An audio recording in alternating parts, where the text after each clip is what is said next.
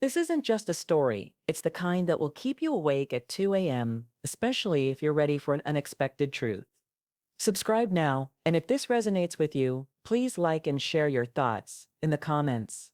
Stories like this deserve to be heard. At 3 a.m., the hum of my Phoenix apartment's heater, accompanied by the soft patter of desert rain against the window, woke me. I didn't hear the floorboards creak, nor did I sense my sister Madison slip into my room, her shadow gliding across the wall. She lifted my wallet from the nightstand, took my business credit card, and vanished into the night. By dawn, $18,500 was gone, spent on first-class tickets to Paris and a suite at Bristol Sapphire. Earrings from Cartier Louis Vuitton bags. Bottles of Dom Perignon, a spree of decadence she'd craved but never earned. A week later, she sauntered through my door, her skin glowing from French sun draped in silk, smirking like she'd just left a yoga retreat. My father, David Harper, glanced at me, his eyes narrowing. "Stop acting like she'd touch your money." Lou Bristol Hotel, $2,700, Cartier Champ LSI's, $1,500, Le Cinq Restaurant. Over a dozen charges stamped between 3:07 and 3:35 a.m., totaling $18,500. My mind scrambled, refusing the truth. No hack. My card was in my wallet, or should have been. I stumbled to my desk, the hardwood cold under my feet, and yanked open the drawer. My wallet lay unzipped, the business card slot empty. A taunting void, a sour knot twisted in my gut. I lived with one person, Madison, my 23-year-old sister, crashing here for 2 months after a fallout with her roommate. Her stay was temporary, she'd said, but she'd settled in empty coffee cups on my counter, her laundry in my hamper, her Uber rides on my tab because buses stress her out. I checked her room, the door ajar, bed untouched sheets, crisp as if staged. The bathroom was dark, the kitchen silent.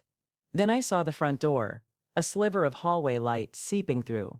Not fully latched my pulse, hammered by sunrise. Her Instagram story confirmed it. Built over 4 years of sleepless nights, I froze the card, filed a fraud report, and sat at my kitchen table, the fridge's hum, mocking my calm rage sighed. But beneath it, a cold certainty grew. I knew how this would play out. Madison would deny it. David would defend her, and I'd be the villain. But this time, I wasn't arguing. This time, I'd make them see. Madison, my sister, had always been the family's untouchable star, getting whatever she wanted regardless of the cost. At 10, she demanded a pony, and David sold his old truck to buy it. Meanwhile, at 12, I tutored tirelessly to save for a laptop, only to be told, "Charlotte's fine. She's responsible." My straight A's were simply expected. Madison's C's, however, were considered progress. At 16, I worked retail to afford gas, while Madison received a new phone because she needed to stay connected. By 25, I had my own Phoenix apartment, a corporate IT job, and my burgeoning consulting firm, Harper Tech. Madison, at 23, had cycled through photography school, 2 restrictive boutique jobs, bad vibes, and an endless string of gig apps. Let her move in against my gut, thinking it'd be days. Days became weeks, then months. She called my apartment. Our space drank. My almond milk ordered $200 skincare on my Wi-Fi. When I asked how she paid, she'd wink. "I've got it covered." Warning signs piled up, parcels of designer boots, a cashmere scarf, candles that cost more than my electric bill. Not with Madison's knack for dodging blame. She doesn't steal, she makes mistakes, and David's there to call it family drama. So I built my case like a client project. First, my building security footage, thanks to my neighborly tech fixes, for the manager at 3:12 a.m., Madison crept down the hall, my wallet tucked under her arm, a duffel bag. Trailing Brittany followed, phone glowing, smirking like they'd cracked a safe. They slipped into an Uber taillights, fading into the dark. Instagram was next. Madison's story lingered.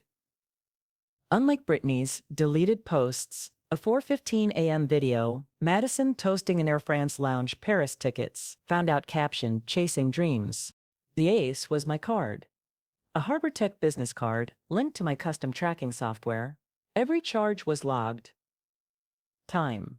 Merchant GPS coordinates. I traced her path. Phoenix to Paris. Hotel to boutique restaurant to jeweler. I called Lou Bristol and Cartier posing as a fraud investigator. Both sent security stills. Madison swiping my card, her smile smug, bags piling at her feet. The evidence was ironclad footage. Screenshots, receipts, a digital trail she couldn't erase, but David would still defend her. I knew it. Confronting them head-on would backfire. Madison's tears. David's lectures. I needed a stage. My stage. A dinner at my apartment. Neutral ground where I'd control the rhythm. I bathed them with comfort. Madison's favorite sashimi. David's preferred marlotte, luring them into thinking I'd softened. They'd come, smug, expecting me to cave. They wouldn't see the blade until it dropped. I built a presentation, not a rant. A sleek deck, each slide, a nail security footage of Madison's 3 a.m. theft. It was about rewriting the family script. I texted Madison dinner tomorrow, 7 o'clock. My place sashimi. Bring Dad. Let's talk. Her reply was instant sushi. Count me in. David's came later. Good to see you. Reasonable. We'll be there. I closed my phone. The desert air, heavy through the window, and checked my deck one last time. Tomorrow. The dynamic that drained me would burn. They arrived on time. Madison. And a new silk scarf, Paris spot. No doubt. Swaying like she owned the room. David followed his eye, scanning my apartment, already judging the table. Gleamed with sashimi platters, wine glasses, catching the chandelier's glow. We ate small talk, masking the tension. Madison chattering about Paris vibes. David nodding. Then I leaned back. Voice calm. So about the $118,500 you took from my business card, Madison's chopsticks froze her laugh sharp. Charlotte, seriously, I didn't touch your money. You're paranoid. David's fork clinked enough. You've always had it out for her. I smiled. Slow, deliberate. No more pretending. I opened my laptop, angled it toward them. Slide 1. Madison in my hallway. 3:12 a.m. wallet in hand. Brittany trailing. David's jaw tightened. Madison's eyes widened. Slide 2. Her Instagram champagne in the Air France lounge. 4:15 a.m.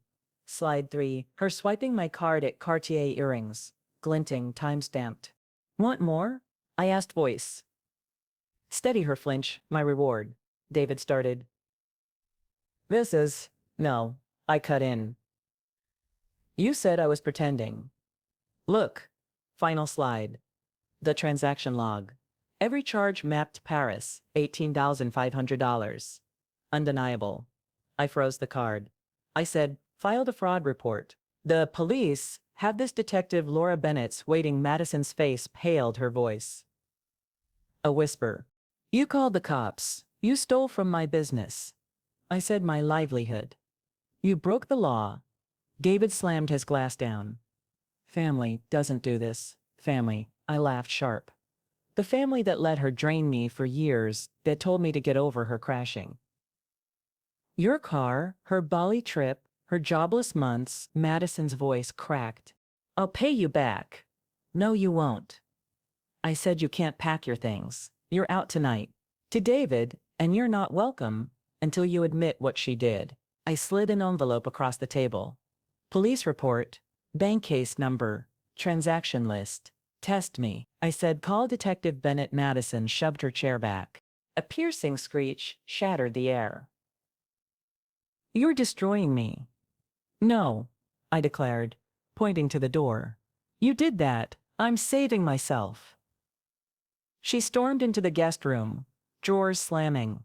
David stared at the envelope, then rose, muttering, You're cruel, and followed her out. The slam was a release. My apartment was silent, mine again for 48 hours. My phone buzzed with Madison's texts. You're jealous? You'll regret this. Voicemails followed her sobbing, then screaming, You've ruined me. David's calls piled up, ignored. Susan, my mother, texted, drop the charges. She's your sister. I didn't reply. I'd carried them too long. Detective Bennett called. Madison faced two choices: repay $18 and $500 and admit guilt, or face charges. I braced for more pleas, but silence followed, heavy, ominous. Then Brittany called her voice therapy. Madison's a mess. This could ruin her. I cut in. Delete your Paris posts before the police ask who funded your ticket. Click silence. Susan appeared next unannounced. Her scarf too tight, eyes red there in a motel. She said, you've shamed her. She shamed herself. I said $18, $500 undocumented theft. Family stays private. Susan pleaded it's public because she made it public. I said, tell David to admit it or he's out too. She left wordless, the door clicking shut. The family fractured. David, Susan, Brittany, and their allies branded me heartless. My Aunt Karen and Uncle Michael rallied behind me. Michael texted you, broke the cycle, proud. 2 weeks later, Madison showed up. No silk, just a hoodie, ice hollow. They'll drop it if I pay in 6 months, she said. Tell them you're okay with it. Payments go through my lawyer. I said no deals, sign the admission, or face court. She glared, then left her steps heavy. 3 months later, the case closed. Madison paid $18,500, source unknown, and signed the admission, a fraud charge. Now on her record. David avoided me at a gas station. He muttered help. You're happy, and walked off. I was not for winning, but for reclaiming myself. Madison's Instagram shifted. No Paris. Just coffee shop, selfies, captions about new beginnings. I didn't care. It wasn't redemption, just consequences. Catching up.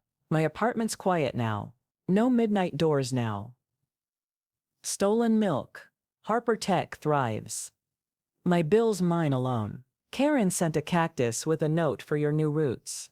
Michael shared a podcast on toxic families at a market. I passed. Brittany. She froze. I smiled. Kept walking. Family gathering split. David's side excludes me. Mine excludes them. It's heavy, but freeing. I don't check my accounts at 3 a.m. anymore if they try again. Madison. David. Anyone? One word suffices. No, I'm not. Their safety net, not their ATM. I'm Charlotte, and this life is mine. And if you think this story hit deep, the next one will leave you speechless. Subscribe now before you miss it. And if this made you feel something, hit that like button and share it with someone who needs to hear it too.